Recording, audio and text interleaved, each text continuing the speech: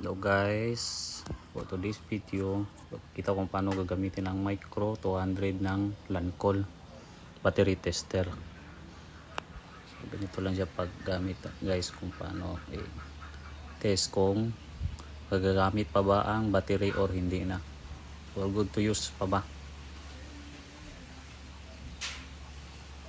So click OK. Battery test, regular flooded. Naghang.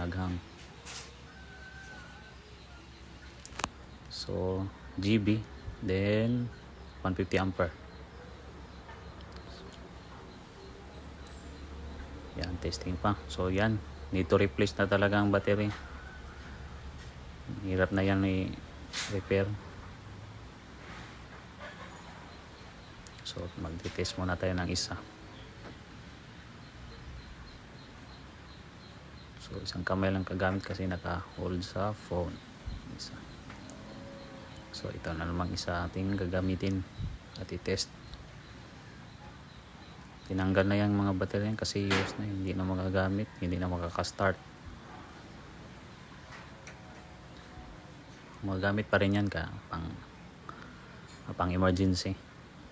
Basta mag-hold pa ng voltage. Wala tayong malalagyan ng Lancol. So dyan na lang. Okay.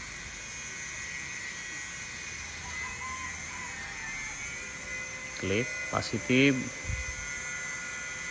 Then i-clip sa negative. Yung isa.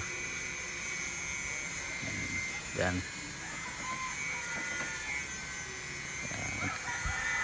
Click OK. Regular flooded. GB 150H GB. So testing na naman.